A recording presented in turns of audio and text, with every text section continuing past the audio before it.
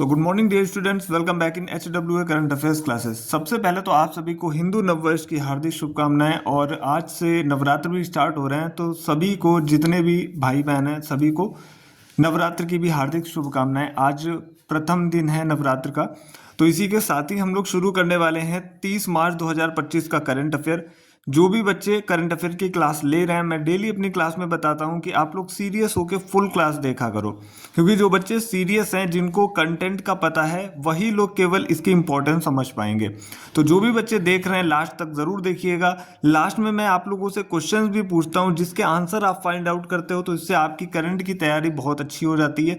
जो भी बच्चे यहाँ से तैयारी करके जा रहे हैं, कहीं ना कहीं कोई भी एग्जाम आप लोग दोगे तो इसकी इंपॉर्टेंस वहाँ आपको जरूर पता लगने वाली है। तो चलिए शुरू करते हैं आज की अपनी क्लास। पहला क्वेश्चन है आपके सामने, हाल ही में 34वां सरस्वती सम्मान किसे दिया गया है? तो ये मिला है साधु भद्रेश दास जी को। अब हम जान लेते हैं इस पुरस्कार के विषय में। यह एक वार्षिक पुरस्कार है, 10 वर्षों में प्रकाशित उत्कृष्ट साहित्यिक कृति को दिया जाता है और पुरस्कार राशि कितनी है? 15 लाख रुपए इसमें दिए जाते हैं। अब हम पुस्तक की बात करें, इनकी कृति क्या थी, मतलब साधु जो भद्रेश दास जी हैं, जिन्हें पुरस्कार दिया गया है, इनकी पुस्तक का नाम क्या था? इनकी पुस्तक का नाम है स्वामी नारायण सिद्धांत सुधा। याद रखिएगा, आप लोग 2 क्वेश्चन आपसे पूछे जा सकते हैं, या तो इनकी कृति पूछी जाएगी या तो पूछा जाएगा कि 34वां सरस्वती सम्मान किसे दिया गया। और सरस्वती सम्मान जो है प्रदान कौन करता है? तो के बिड़ला फाउंडेशन द्वारा ये पुरस्कार दिया जाता है। पहली बार किसे मिला? तो ये हरिवंश राय बच्चन जी को हिंदी भाषा के लिए मिला था। और 2023 का जो 33वां सरस्वती सम्मान है, मोस्ट इंपॉर्टेंट पॉइंट है, इसको आप स्टार मार्क कर सकते हो, क्योंकि ये क्वेश्चन भी एग्जाम में आपसे डायरेक्टली पूछा जा सकता है। क्योंकि 34वां इससे जस्ट पिछला था 33वां, ये मिला था प्रभा वर्मा को। किस रचना के लिए? रौद्र सावित्कम रचना के लिए मिला था। और प्रथम महिला जो थी जिनको सरस्वती सम्मान मिला था, वो थी बालमणि अम्मा। ये एक मलयालम लेखिका थी। तो ये था हमारा पहला क्वेश्चन। बात करते हैं सेकंड क्वेश्चन की। तो हम लोग आ चुके हैं अपने क्वेश्चन नंबर 2 पे। हाल ही में भारतीय बैंक संघ का अध्यक्ष किसे चुना गया? तो ये अध्यक्ष अभी बनाए गए हैं CS शेट्टी। अब हम बात कर लेते हैं कुछ महत्वपूर्ण नियुक्तियों की जो अभी हाल ही में हुई हैं। जैसे कि RBI के न्यू गवर्नर कौन बने हैं? वो बने संजय मल्होत्री, यहाँ पे लिख गया, बल्कि संजय मल्होत्रा जी हैं, और ये 26वें नंबर के हैं। मुख्य चुनाव आयुक्त की बात करें तो वो है ज्ञानेश कुमार, ये भी 26वें नंबर के हैं। चुनाव आयुक्त की बात करें, विवेक जोशी हैं। सेबी के 11वें अध्यक्ष कौन है? तुहिनकांत पांडे हैं। माधवीपुरी बुच को हटाया इन्होंने। और मैं हमेशा क्लास में आपको कुछ एक्स्ट्रा नॉलेज भी दे देता हूं, जो माधवीपुरी बुच है वो सेबी की पहली महिला अध्यक्ष थी। नियंत्रक एवं महालेखा परीक्षा यानी कि CAG कौन है वर्तमान में? ये अभी नियुक्त हुए हैं के संजय मूर्ति। लेखा महानियंत्रक कौन है? SS दुबे। तो ये महत्वपूर्ण नियुक्तियां थी जो कि करंट के पॉइंट ऑफ व्यू से इंपॉर्टेंट थी। अब हम चलते हैं क्वेश्चन नंबर 3 की ओर। तो हम लोग डिस्कस कर लेते हैं क्वेश्चन नंबर 3। क्वेश्चन नंबर 3 क्या है? म्यांमार में भूकंप पीड़ितों हेतु भारत सरकार द्वारा शुरू किए गए ऑपरेशन का नाम क्या है? तो अभी आपको पता होगा कि म्यांमार में 7.7 रिक्टर स्केल पे जो मापा गया है, 7.7 तीव्रता का बड़ा ही भयंकर और विनाशकारी भूकंप आया है। आप सभी को पता होगा, शायद आप लोगों ने वीडियोस भी इंस्टा या फिर फेसबुक या यूट्यूब के थ्रू देखी हो। तो आपको पता होगा कि जब भी नेचर के साथ छेड़छाड़ होती है तो ऐसी चीज़ें आना स्वाभाविक है। केदारनाथ में भी ऐसी ही जो है घटनाएं देखने को मिल चुकी हैं पहले।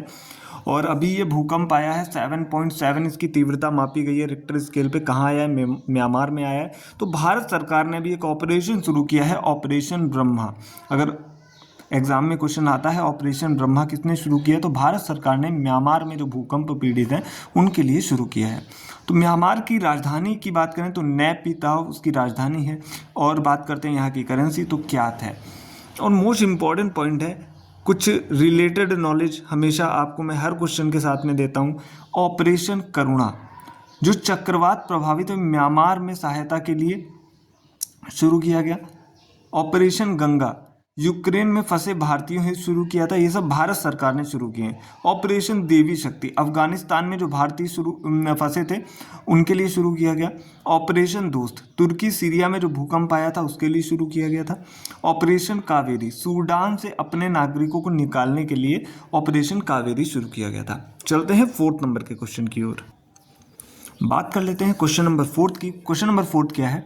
हाल ही में भारत और किस देश के मध्य इंद्र अभ्यास 2025 का आयोजन होता है? तो भारत और रूस के मध्य इंद्र अभ्यास 2025 का आयोजन हुआ है। इंद्र एक्सरसाइज एक नेवल एक्सरसाइज है। इस बार इसका 14th एडिशन था। प्लेस यानी स्थान क्या था? बंगाल की खाड़ी, चेन्नई के तट पर इसका आयोजन हुआ। और बात कर लेते हैं 28 मार्च से 2 अप्रैल तक ये चलने वाला है। और पहला कब हुआ था? 2023 में अरब सागर में हुआ था। अब हम बात कर लेते हैं लास्ट जो अभी हुआ था, 13th एडिशन था, यानी ये 14th एडिशन है, 13th एडिशन है, ये 2023 में बंगाल की खाड़ी में हुआ था। यहाँ पे आप लोग देख पा रहे होंगे बहुत सारे बच्चे इस चीज़ को नोटिस कर पाते हैं, बहुत सारे नहीं नोटिस कर पाते हैं। यहाँ पे एक छोटी सी गलती हो गई, 2023 नहीं था, यहाँ पे 2003 लिखना था, क्योंकि जो अभी पहला एडिशन था वो 2003 में हुआ था। इसको मैं संशोधित कर देता हूँ।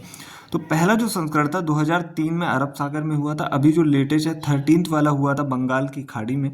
बात हुई है रूस की, तो कैपिटल हो जाती है मॉस्को, करेंसी है रूबल, प्रेसिडेंट है व्लादिमीर पुतिन और यहाँ के जो प्राइम मिनिस्टर हैं वो मिखाइल मुश्टिन है।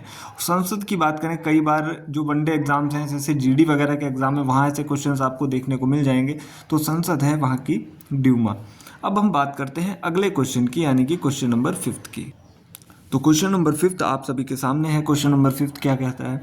हाल ही में राष्ट्रीय पर्यावरण सम्मेलन 2025 का उद्घाटन किसने किया? तो हमारी जो राष्ट्रपति हैं द्रौपदी मुर्मू जी, इन्होंने इसका अभी उद्घाटन किया है। कब किया है? तो 29 मार्च 2025 में किया है, 25 को किया है। कहाँ किया है? न्यू दिल्ली में जो विज्ञान भवन है वहाँ किया है।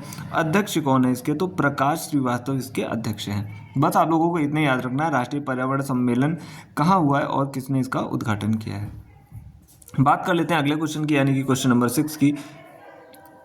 हाल ही में किस आईआईटी ने टेक कृति 2025 का आयोजन किया है? तो ये आईआईटी कानपुर ने इसका आयोजन किया है। यह एक टेक्निकल फेस्टिवल है। 27 से 30 मार्च तक इसका आयोजन होगा और इसी में मिनी डिफेंस एक्सपो का भी आयोजन हुआ है। बात करते हैं अगले क्वेश्चन की, यानी कि क्वेश्चन नंबर 7 की। क्वेश्चन नंबर 7 क्या है? हाल ही में जारी आंकड़ों के अनुसार 2024 में चाय निर्यातक देशों में भारत का स्थान क्या है? मोस्ट इंपॉर्टेंट क्वेश्चन है।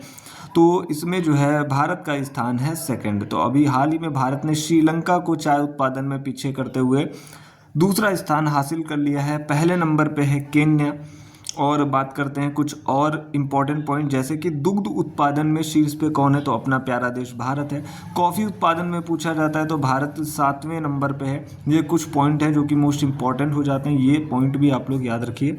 और अगर आप नोट्स बना रहे हो तो वीडियो को पॉज करके एक एक क्वेश्चन लिख सकते हो।